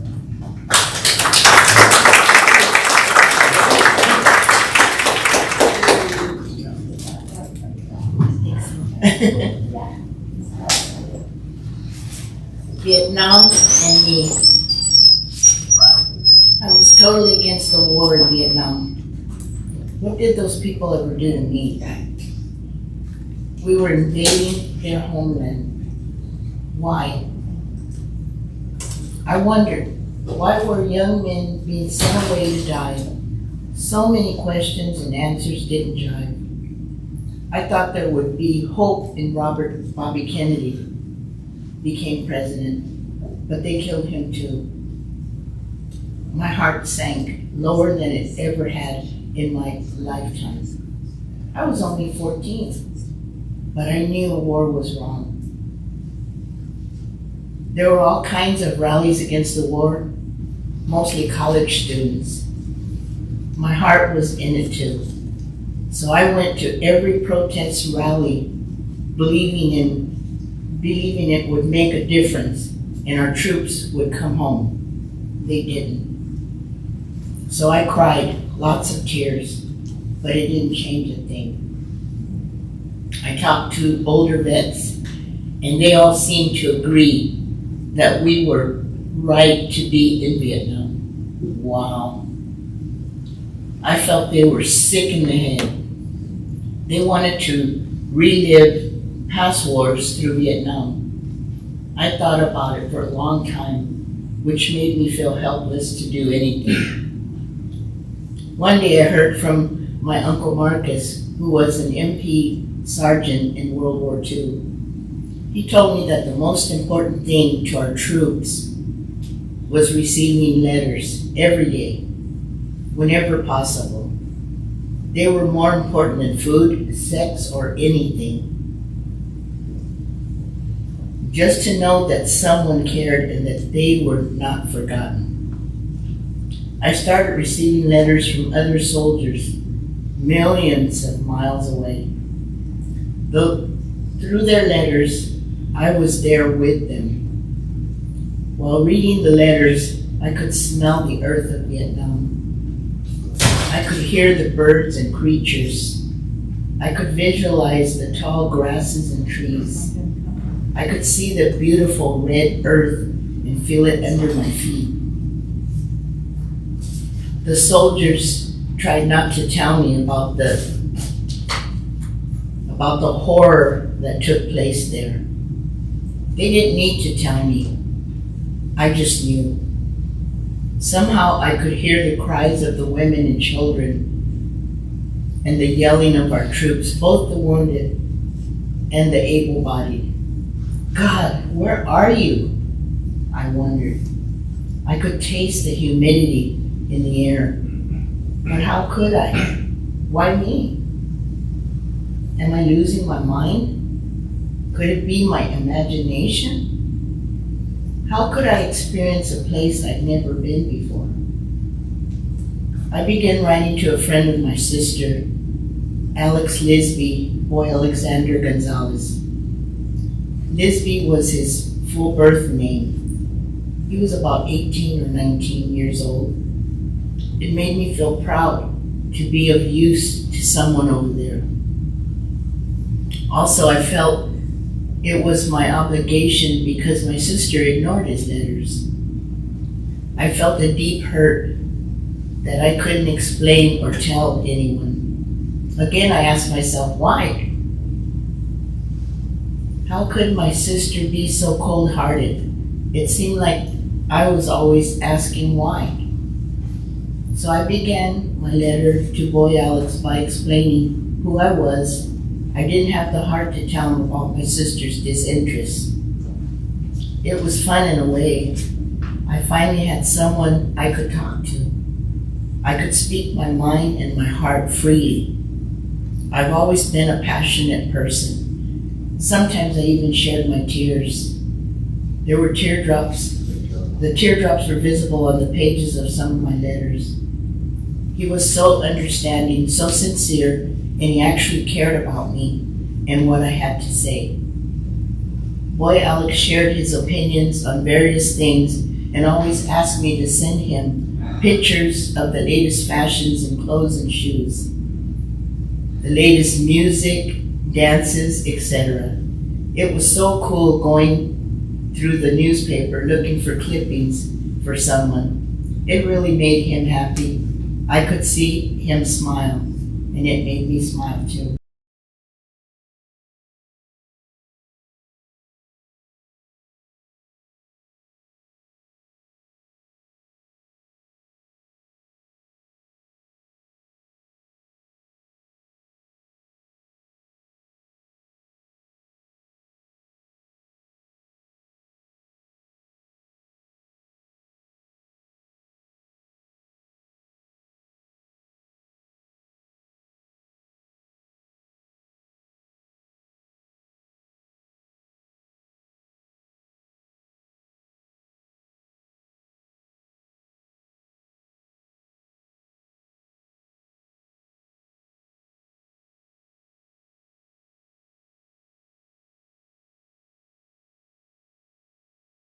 Thank you.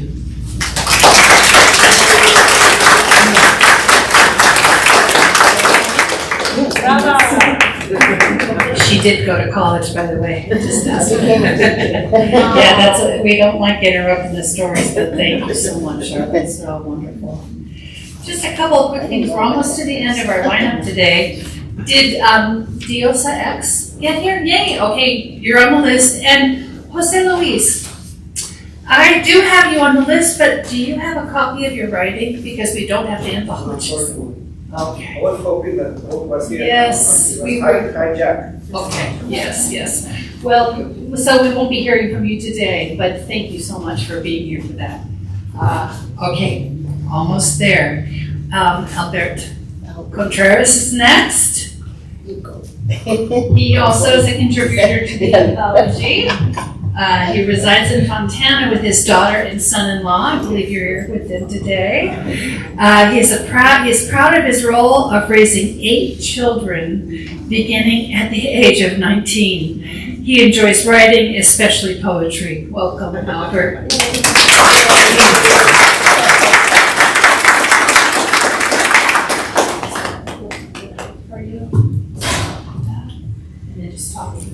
Good afternoon. My name is Albert. I'm a Chicano from East LA, born and raised. You know, 3 years ago, when this terrible sickness hit us all around the world, they canceled this and they canceled that. They canceled the Notre Dame game. And here I am today, the biggest game of the year playing right now. But I'm here. Okay. So they canceled it. So this is what I wrote. You can tell me that there is no tooth fairy or no fairy godmother. Maybe not even a pot of gold by the rainbow. But sure as there is a God in heaven, there has got to be college football.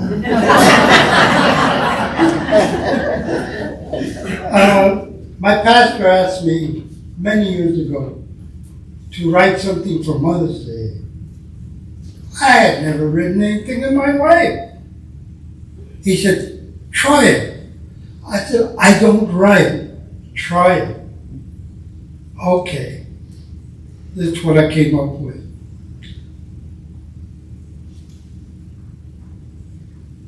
If I only had my mother to bring a present to, I wouldn't pick just Mother's Day, but any day would do.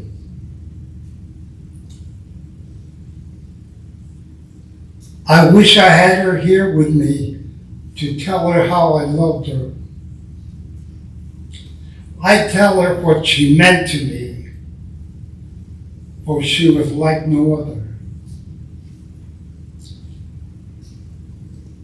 She always had a smile for me. She always understood.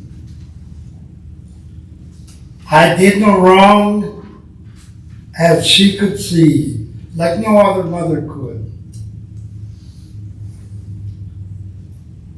I envy every mother here when they have sons who love her.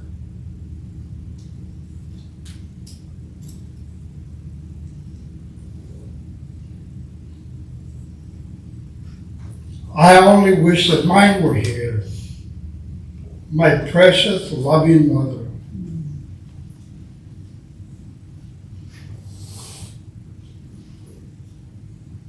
No other love is greater than Jesus' love for me. But my mother's love is closest than any love could be. So tell her what she means to you on this special day.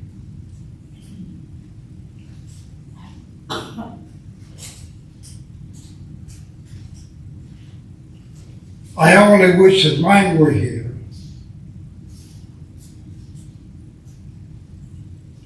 But she has passed away. Thank you.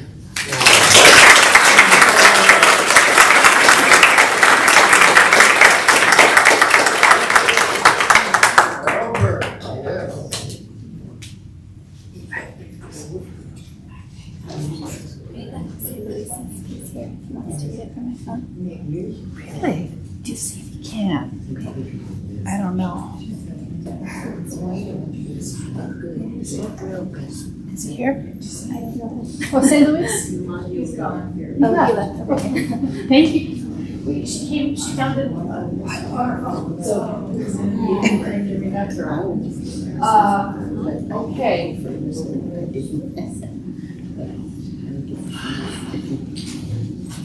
Thank you.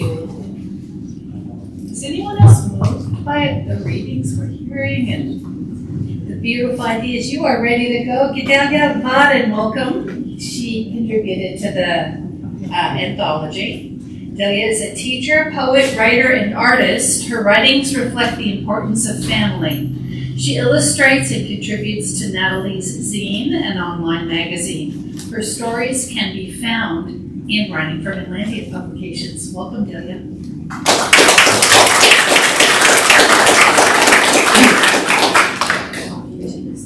Just what I said. Okay, thank you. The proposal. I never imagined that I would receive a proposal, especially since I was already married. Tom and I got married in January of 1966. Just a year later, and to our delight, our daughter Natalie was born in Orlando, Florida. We took one look at her big brown eyes and we were in love. We lived in a light beige house the color of sand, not too far from McCoy Air Force Base, where my husband Tom was employed as an electronic technician. Life was great. Each day we would take romantic strolls on the beach with baby tucked into a bright red stroller, and in the evening we would view the sunset painting hues of gold and crimson. Our happy life was soon disrupted as Tom received orders to be deployed to Guam. My mind was at a blank as tears were running down my cheeks. Why Guam? Where the hell is Guam? Tom met with the base commander as he asked if family could go. He was very firm in his decision and it was a flat no. The reason being that Guam was no place for a baby. The following week, after numerous kisses and long embraces, Tom boarded a plane and headed for Guam. I felt like I was losing it and could not stop crying, but knew I had to get it together as I had my baby daughter of 6 weeks and I had to be strong for her. Should I stay or leave Orlando, Florida? That seemed to be the big question so far. The Orlando Sentinel would report stories of various crimes, including rapes in our hometown. I decided to call my parents and see what they had to say. My dad spoke first and told me to pack my things and stay with them for a while, at least until Tom returned from his deployment. He also mentioned that he had built a guest room and added a white crib. I was grateful for my parents' generosity and the living expenses my husband sent. We would be barely making it.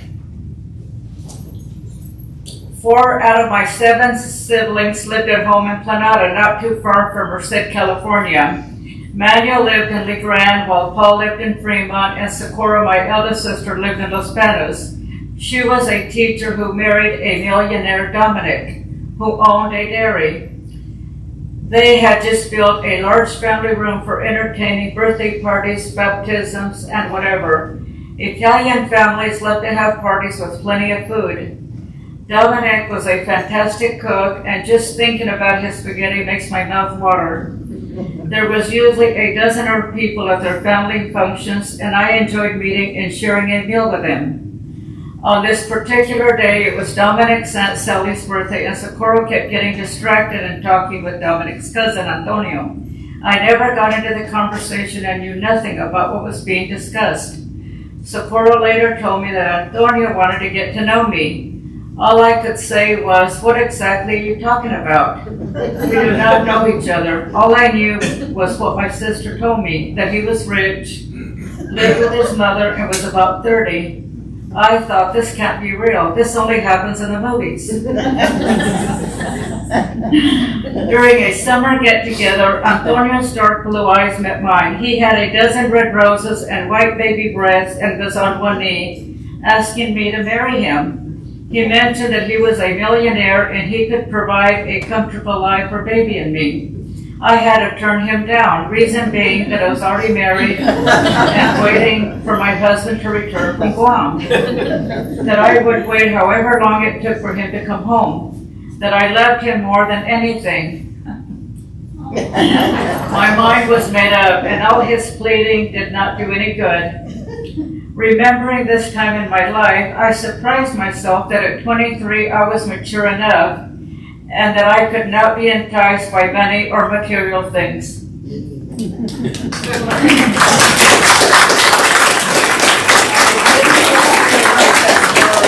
I was in a workshop and Joe told me, you have to write that story, and I go, really? So I did.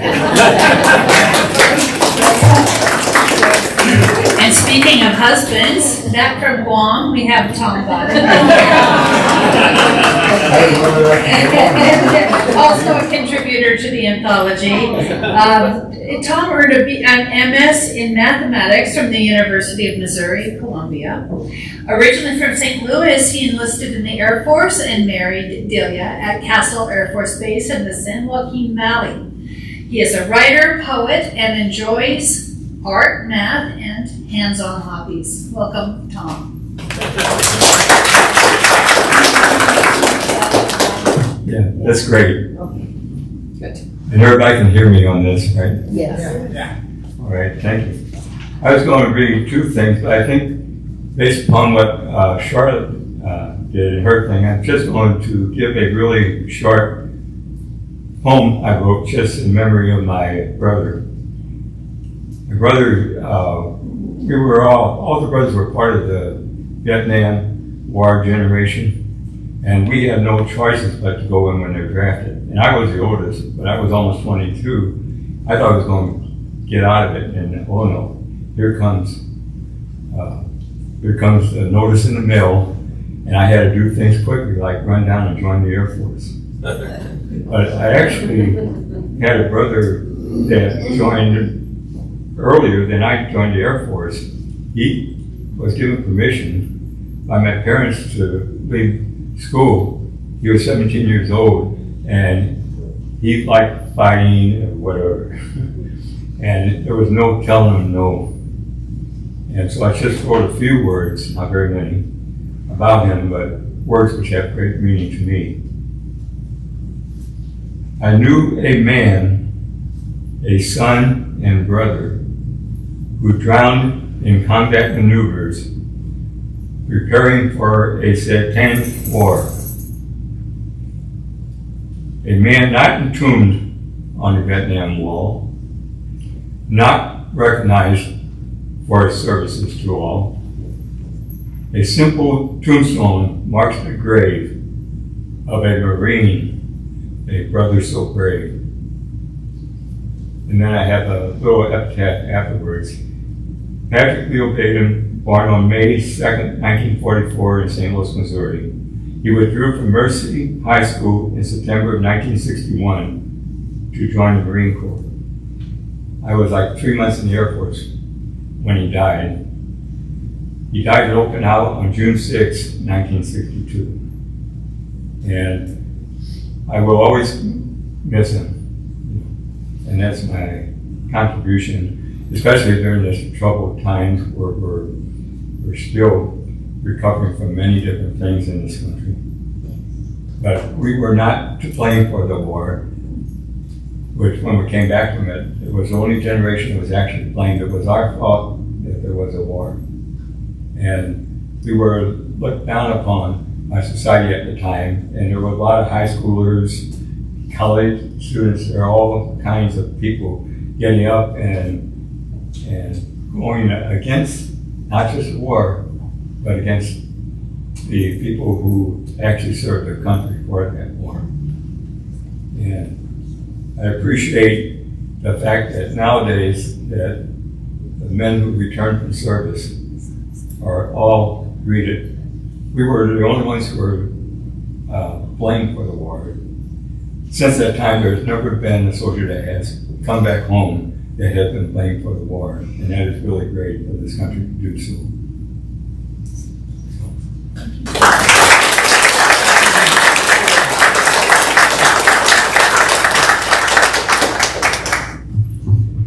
Thank you so much. We have almost gotten to the end of our program today. We have one more reader.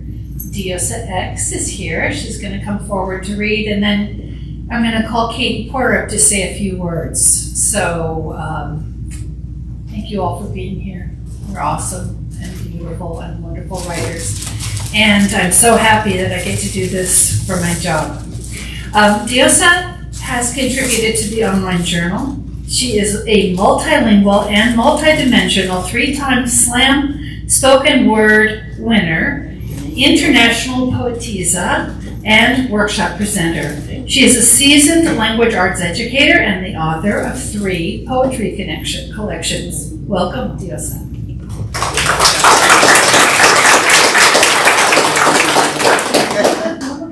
Thank you. So I'm so delighted to have my poem in the literary journal.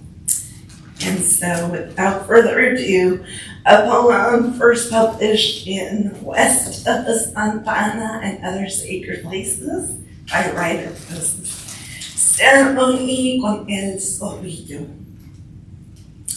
Full moon, dark night, sacred smoke, black and white. Flower emerges from entre las flores. Flowers aparece detrás the smoky veil. Blanco y negro, black and white. The juxtaposition of my life. En español, primero la luz. In English, darkness comes first. A black and white skunk at the forefront of a black sky and white moon. Populated solitude, distant proximity, sola in the physical, but in the más allá ni se diga. Close enough to see, far too far to touch the oxymoron of my life. A skunk that's black but white.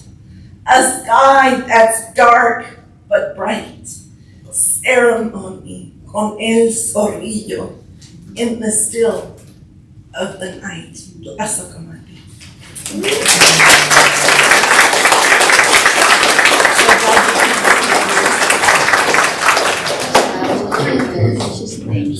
And another big hand to all of our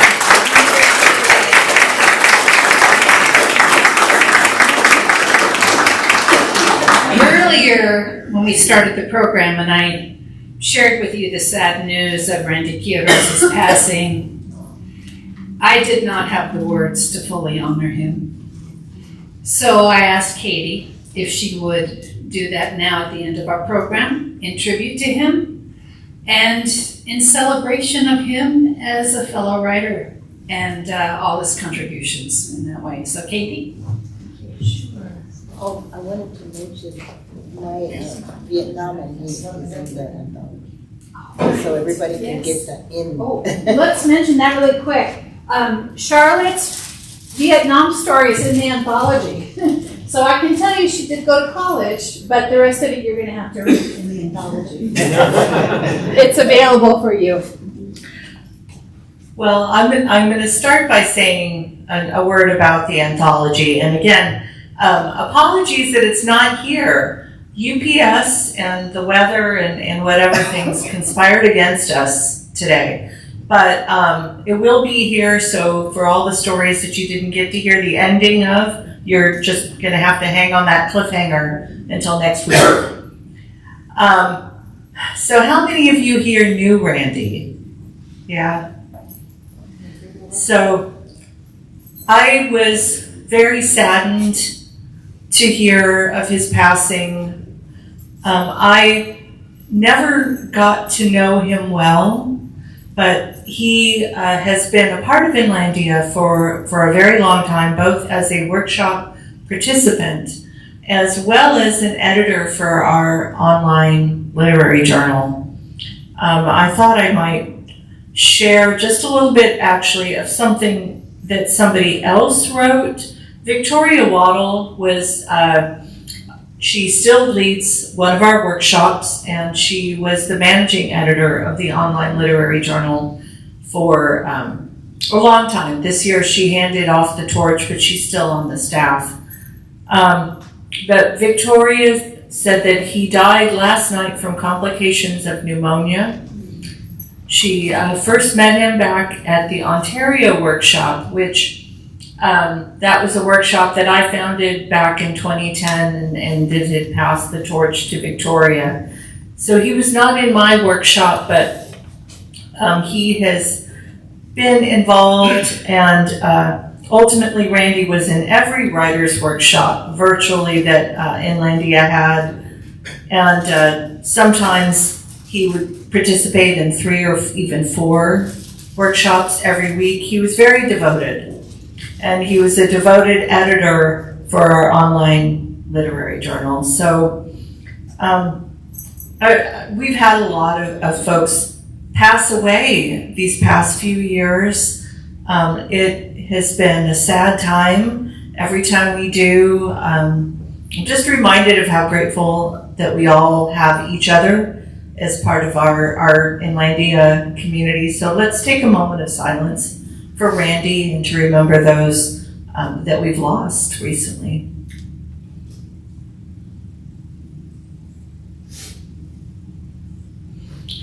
Well, thank you all for being here. Thank you, Janine, for running the show. Can we give her a hand? Would it be too much to ask for us to do like a group photo? I love this, yes. Could everybody stay where you are, Okay. right? So you're thinking? Yeah, or of all the contributors, everybody who read. Oh, that I was gonna get an audience. Well, we and that's basically the whole audience. All right, would you like to do a contributor photo up here? Yeah. And we have food, lemon-themed food. Yes, we're making lemonade from the lemons of the anthology not being here. So, and we need to we have a beautiful arrangement from Willow Branch Florist. Yes. How should we? I wonder. Okay. How about some Inlandia trivia? We're using telepathy right now. I should probably communicate the whole idea to you. We've got the beautiful, beautiful floral arrangement, and we're going to give it away. So that's what the trivia is for. Yeah. So, is there anybody in here who can, let's see, tell me the name of, what trivia, which question? How about what was the first anthology year that Inlandia published? Before Ruth or after Ruth? After Ruth. The year. The after Ruth. 2011. Who said 2011? All right. Was that the year that Joan Baez? He was in it. Yeah. Does he win? Yeah, you win. Yay! From the book at a thrift store. Okay. Well, That's how I know. that's the other end. That's the flagship anthology, but that's not the writing workshops anthology. You're thinking of the one that was published by Heyday. I'm talking about the very first workshops anthology, Writing from Inlandia. So. I have a copy of the 2012 anthology. Okay. See, it's 2011. I can also tell you another piece of trivia. I did the layout for that first one in 2011, which was a mistake. Don't ever let Katie do the layout. Yes, I did. I learned better to pay somebody who knows what they're doing. If you contributed to the anthology or the online journal, come forward here. We're going to get a group picture. Everyone else, please enjoy something to drink and enjoy.